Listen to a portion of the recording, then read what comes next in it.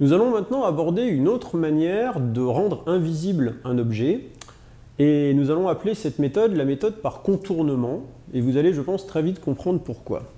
Nous allons essayer de faire en sorte que la lumière qui vient de derrière l'objet contourne l'objet, fasse le tour de l'objet pour arriver vers votre œil, comme si, en fait, l'objet qu'on voulait cacher n'était pas là.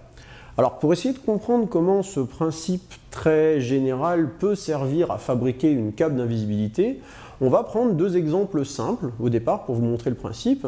Une cape d'invisibilité qu'on va réaliser à partir de miroirs et une autre qu'on va réaliser à partir de prismes. Pour comprendre cette histoire de contournement, il faut revenir à une propriété très simple de la lumière, la propagation rectiligne, et comprendre comment notre cerveau interprète un rayon lumineux qui arrive sur les récepteurs rétiniens. C'est en fait quelque chose de très simple. Prenons un exemple avec ici cette plante verte. Vous regardez une plante verte, pourquoi la voit-on? On vous l'a déjà expliqué. On a une source de lumière qui peut être le soleil, une lampe, n'importe quoi, qui émet des rayons lumineux qui vont aller sur la plante verte. Cette plante verte va réfléchir et diffuser les rayons dans tout l'espace, et parmi tous les rayons qu'elle va émettre un petit peu partout, il y en a qui vont arriver jusqu'à votre œil. Votre cerveau, lui, comment il comprend les choses? Retournons un petit peu à la perspective. Mettons que je vois un rayon de couleur verte qui vient de cette direction-là. Qu'est-ce que se dit mon cerveau? Il dit, tiens, il y a un rayon lumineux qui vient de cette direction-là, il est vert, donc il y a un point vert qui émet de la lumière dans la direction du rayon, dans le prolongement du rayon.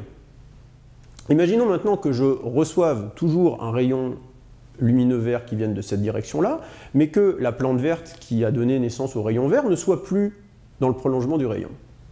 Alors comment c'est possible? Bah si, par exemple, si je mets un miroir comme ceci, les rayons qui viennent de la plante se réfléchissent sur le miroir, arrivent sur mon œil. Résultat, qu'est-ce que je vois? Je vois un rayon qui vient toujours de cette direction-là, mais la plante verte n'est plus dans le prolongement, elle est ailleurs.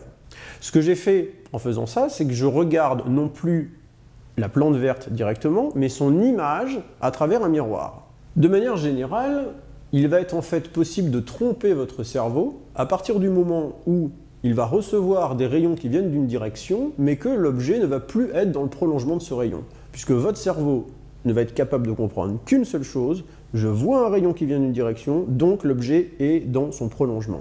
Voilà. Je mets maintenant un petit chaton devant une plante verte. Et mon objectif, c'est de rendre invisible le chaton en utilisant la technique du contournement. Alors, comment je vais faire? Déjà, si je vois le chaton, il faut bien avoir conscience que si je le vois, c'est parce que d'une part, il va, tout comme la plante verte, recevoir les rayons lumineux de ma source d'éclairage et les réfléchir vers mon œil. D'accord? Mais il y a aussi une deuxième raison, c'est que en étant devant la plante verte, il me cache une partie de la plante verte. Donc, si je veux que le chaton soit totalement invisible, il faut non seulement qu'il n'émette pas de rayons lumineux, mais il faut qu'à la place du chaton, je vois la lumière qui vient de la plante verte.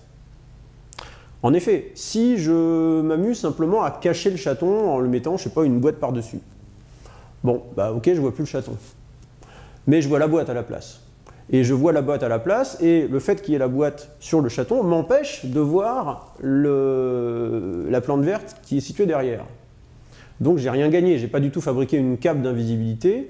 À la limite, on peut voir ça comme la différence qu'il existe entre une cape d'invisibilité et une cape tout court. Si vous prenez un bout de tissu, juste une cape, et que vous vous recouvrez, vous cachez dessous, bah effectivement on va plus vous voir. Mais on va voir la cape à la place. Donc on peut se douter qu'il y a quelque chose sous la cape. Et le fait que vous soyez caché sous la cape bah, va cacher le fond qu'il y a derrière vous.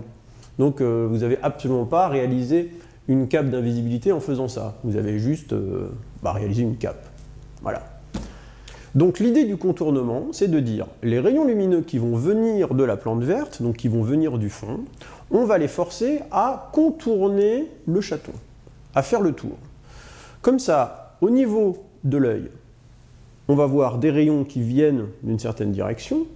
Votre cerveau ne va pas être capable de comprendre que les rayons ont suivi une trajectoire bizarre, qu'ils ont fait le tour du chaton, etc.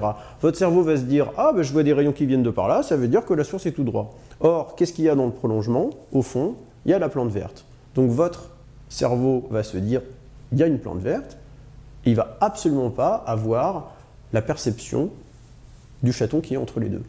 Donc voilà l'idée très générale qu'il y a derrière le concept d'invisibilité par contournement.